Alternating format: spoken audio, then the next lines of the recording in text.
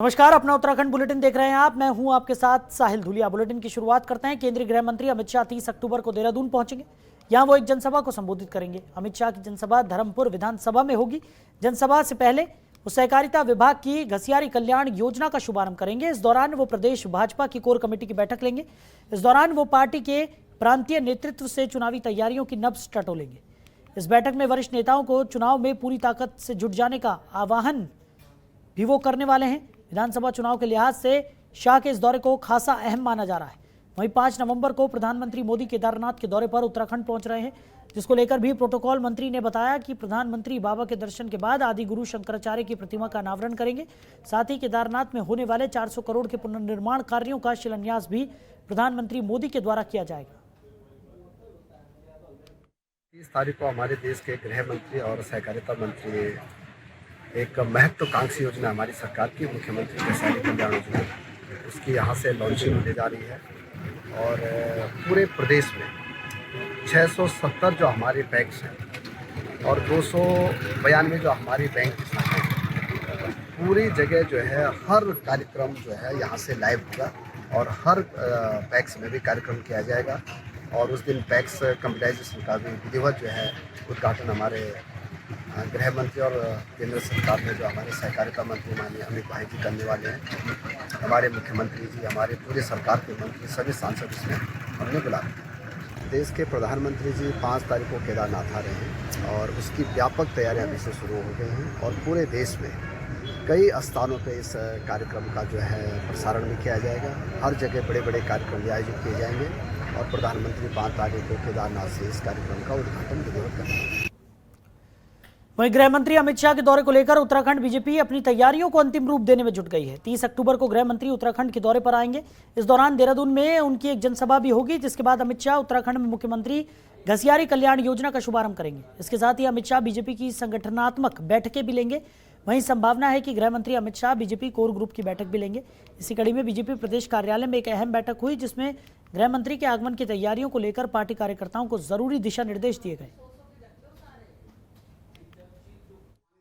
माननीय अमित शाह जी का दौरा उत्तराखंड में है और ये दौरा एक घसियारी योजना जो प्रदेश के अंदर लागू करने का है, जिससे पहाड़ों में जो घटना होती है, घास काटने में महिलाएं गिरकर कई बार मर भी जाती हैं, उनको हरी घास का बैंक मिले अपने क्षेत्र में, इसके लिए ये योजना लागू हो रही। और दूसरा, एक चुनावी जनसभा को संबोधित करेंगे। इस चुनावी जनसभा को हमने अभी देहरादून तक सीमित रखा है, लेकिन एक ऐतिहासिक स्वरूप देने का मन है, इसलिए कार्यकर्ताओं की आज बैठक की है। कार्यकर्ताओं में जो उत्साह है, मैं समझता हूं कि देहरादून जिला और देहरादून महानगर से 1 लाख लोगों की रैली होगी और जो ये मैसेज देगी।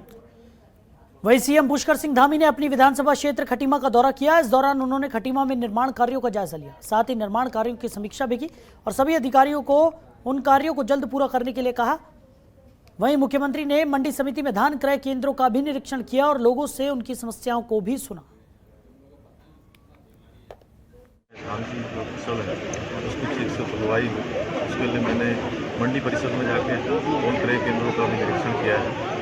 साथ ही साथ एकलव्य विद्यालय हमारा जो यहाँ पर लंबे समय से यहाँ के जनजाति समाज के उसकी लगातार मैंने मांग उठाई थी और अब उसका निर्माण कार्य लगभग 70-80% हो गया है।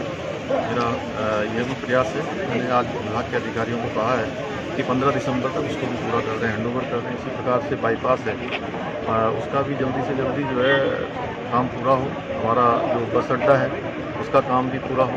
अन्य जो भी योजनाएं, अभी बहुत सारी योजनाएं हैं, क्योंकि आज जितना समय है उतने समय में एक बार मैं स्वयं देखना चाहता था सारे अधिकारियों के साथ जाकर। तो वहीं देश के स्वास्थ्य मंत्री मनसुख मांडविया ने कई स्वास्थ्य मंत्रियों की बैठक बुलाई। इस बैठक में हिस्सा लेने के लिए उत्तराखंड के स्वास्थ्य मंत्री भी पहुंचे, जहां उन्होंने बताया कि उत्तराखंड में वैक्सीनेशन नीति और मेडिकल कॉलेज को लेकर समीक्षा की जाएगी। साथ ही कहा कि आपदा के समय में गृह मंत्री अमित शाह का 30 तारीख को दौरा होने वाला है, जो कई मायने में काफी अहम है। तमाम मुद्दों पर उत्तराखंड के कैबिनेट मंत्री धन सिंह रावत से बात की हमारी संवाददाता ममता चतुर्वेदी ने। सुनिए। देश के स्वास्थ्य मंत्री मनसुख मांडविया ने दिल्ली के विज्ञान भवन में देश भर के तमाम स्वास्थ्य मंत्रियों की बैठक बुलाई है। इस पर बातचीत करने के लिए आज हमारे साथ मौजूद हैं उत्तराखंड के स्वास्थ्य मंत्री धन सिंह रावत जी। अगर बैठक की बात करें, स्वास्थ्य मंत्री ने जो बैठक बुलाई है, क्या कुछ रूपरेखा होने वाला है? देखिए, आज जो बैठक केंद्रीय स्वास्थ्य मंत्री जी ने बुलाई है उसमें मेन एजेंडा जो रहेगा वो रहेगा वैक्सीनेशन पे।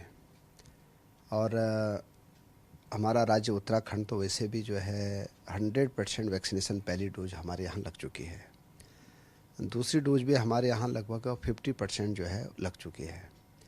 और अभी मनसुख भाई जी हमारे यहाँ आए थे एम्स में और उन्हें बड़ी सराहना की कि उत्तराखंड में विषम भौगोलिक परिस्थितियों को ध्यान में रखते हुए भी वैक्सीनेशन का काम बहुत हमारे यहाँ अच्छा चल रहा है। अभी माननीय प्रधानमंत्री जी भी आए थे, मन की बात में भी उन्होंने हमारे राज्य का उल्लेख किया है। हमारे यहाँ के एएनएम से और नर्स से उन्होंने सीधी बात की कि भाई कैसे कैसे आपने दुर्गम पहाड़ियों में वैक्सीनेशन का काम किया है। और मैं कह सकता हूँ कि हमने अपने राज्य में 1100 वैक्सीनेशन के बूथों पे हमारे यहाँ काम चल रहा है। और अगर कोई विकलांग है, कोई वृद्ध है, कोई गर्भवती महिलाएं हैं जो सेंटर तक नहीं आ पाते हैं या हॉस्पिटल तक नहीं आ पाते हैं, तो हमारी मोबाइल टीम जो है उनके घर तक वैक्सीन लगाने के लिए जाती है। कई जगह तो ऐसे भी हैं कि जहाँ 10-10 किलोमीटर जो है हमारे नर्स और हमारे डॉक्टर जो है वैक्सीन लगाने के लिए जाते हैं। इसके बावजूद भी हमारे राज्य ने 100% वैक्सीनेशन कर चुका है। तो एक बड़ी उपलब्धि हमारे लिए भी है और आज इसी पे पूरा फोकस केंद्रीय स्वास्थ्य मंत्री जी का रहने वाला है।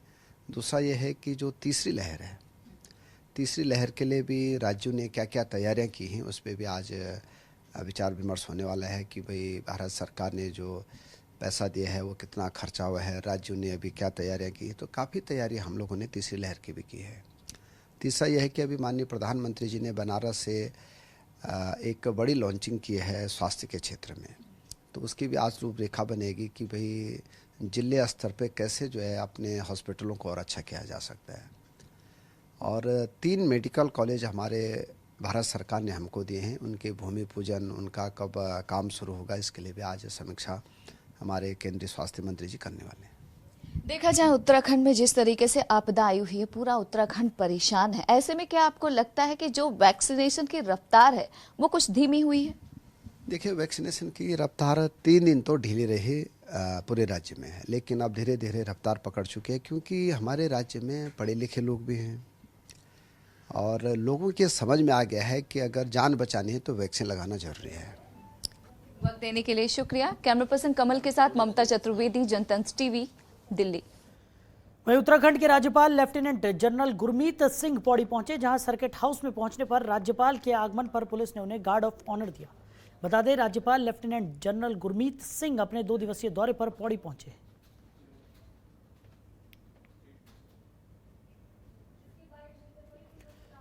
तो राज्यपाल 2 दिवसीय दौरे पर पौड़ी पहुंचे, जहां पर उन्हें गार्ड ऑफ ऑनर से सम्मानित किया गया।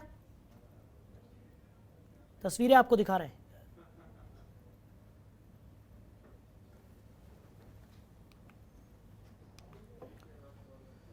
वहीं उत्तराखंड की सियासी गलियारों में जहां इन दिनों कांग्रेस छोड़कर बीजेपी में आए नेताओं की कांग्रेस में वापसी की अटकलें तेज हो गई हैं, वहीं अटकलों के बीच पूर्व मुख्यमंत्री विजय बहुगुणा दिल्ली से देहरादून पहुंचे हैं, जहां उन्होंने अपने साथ कांग्रेस छोड़कर आए बीजेपी नेताओं से मुलाकात की। जिसके बाद विजय बहुगुणा ने साफ तौर से कहा कि जो नेता उनके साथ बीजेपी में आए वो कहीं नहीं जाएंगे। मीडिया से बातचीत में पूर्व मुख्यमंत्री विजय बहुगुणा ने पूर्व सीएम हरीश रावत पर जमकर निशाना साधा और कहा कि अगले 15 दिन में बहुत कुछ बदलेगा। एक व्यक्ति के साथ काम करने के कुछ तजुर्बे होते हैं, इनसे मेरे संबंध रहे, आपसे मेरे संबंध रहे, आपके मेरे बारे में कुछ कम विचार हो सकते हैं, उनके अच्छे विचार हो सकते हैं, लेकिन जो मुख्य प्रश्न क्या है कि जिन राजनीतिक परिस्थितियों में हम लोगों ने अपना संबंध कांग्रेस से विच्छेद किया था, वो राजनीतिक परिस्थितियां वही हैं। ये सब स्वीकार करते हैं, हरीश हरक सिंह भी स्वीकार करते हैं, सुबोध भी स्वीकार करते हैं, चैंपियन महाराज, हमारी शैला रानी रावत, सिंघल, सब हम लोग। तो देहरादून में विजय बहुगुणा ने पूर्व सीएम हरीश रावत पर जमकर निशाना साधा। वहीं हरीश रावत ने भी विजय बहुगुणा पर कई तीखे हमले किए।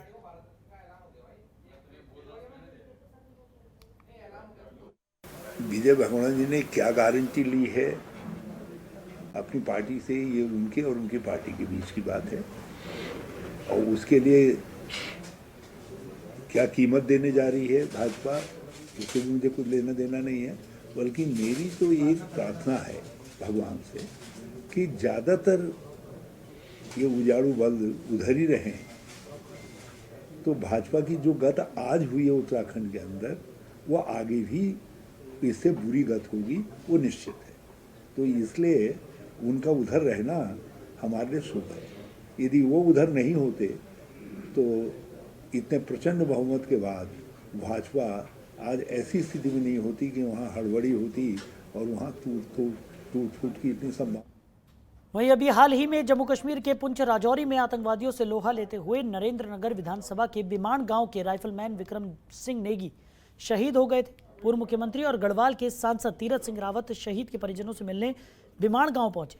उन्होंने शहीद राइफलमैन विक्रम सिंह नेगी के परिजनों को सांत्वना दी और कहा कि हम सबको उन पर गर्व है। इस मौके पर तीरथ सिंह रावत ने शहीद के नाम पर गांव में प्रवेश द्वार बनाने की स्वीकृति दी और शहीद के नाम पर रखी जाने वाली सड़क को तुरंत डामरीकरण करने के लिए भी कहा। हैं देश के नाम मर मिट गए हैं, वैसे रामपुर और हड़ी में दूसरे विक्रम सिंह नेगी उसके यहाँ होकर आ रहा हूँ और उनको मैं श्रद्धांजलि अर्पित किया हूँ। मैं उनको नमन करता हूँ, सल्यूट करता हूँ कि ऐसे जवान जांबाज जो देश के लिए मर मिट गए। मरना तो हर किसी को है, ठोकर चलते चलते भी लगते हुए मर जाते हैं, नदी में जाकर मिल जाते हैं ऐसे एक्सीडेंट में, लेकिन ऐसा जो केवल देश के लिए और उन तरह बर्फीली चोटियों में गला हुए और लगे हुए तो के साथ रहना, तो वो देश का नाम रोशन किया है। देश का नहीं तो उत्तराखंड का और इस क्षेत्र का भी नाम रोशन किया है। वहीं टिहरी में नेता प्रतिपक्ष प्रीतम सिंह अपने निजी भ्रमण कार्यक्रम पर कांग्रेस के टिहरी पूर्व विधानसभा प्रत्याशी नरेंद्र चंद्र अमोला के चंबा आवास पहुंचे, जहां पत्रकारों से बातचीत में उन्होंने कहा कि कांग्रेस पार्टी आगामी विधानसभा चुनाव में बेरोजगारी, भ्रष्टाचार, महंगाई के मुद्दों को लेकर चुनाव लड़ेगी। इसी के साथ उन्होंने कहा कि महंगाई ने आम जनता की कमर को तोड़कर रख दिया है। जो गैस कांग्रेस के राज में 400 रुपये का था, वो बीजेपी सरकार में 1000 का मिल रहा है। इसी के साथ उन्होंने कहा कि बीजेपी ने विधानसभा चुनाव में किए गए वादे 5 साल गुजरने के बाद भी पूरे नहीं किए हैं। साथ ही कहा कि केंद्र सरकार ने किसानों की आय दोगुनी करने का वादा आज तक पूरा नहीं किया। वहीं आगामी विधानसभा चुनाव में भारी मतों से चुनाव जीतने का दावा करते हुए भी वो नजर आए। करके कांग्रेस पूरी तरीके से तैयार है। हम पूरी मजबूती के साथ राज्य के अंदर चुनाव लड़ने का काम करेंगे और 2022 में उत्तराखंड राज्य के अंदर कांग्रेस का परचम लहराएगा। उन्होंने 2017 के विधानसभा चुनाव में बड़े बड़े वादे उत्तराखंड के लोगों से किए, लेकिन उनमें से एक भी वादा पूरा नहीं किया है। आज किसान सड़कों पर संघर्ष कर रहे हैं और सत्ता में बैठे हुए लोगों ने किसानों की ऋण माफी का वादा किया था और 2022 तक किसानों की आय दुगुना करने का भी वादा किया। ना तो आय दुगुनी हुई, ना किसानों का ऋण माफ हुआ। खबरों के निष्पक्ष विश्लेषण के लिए सब्सक्राइब करें जनतंत्र TV and press the bell icon. Never miss any update.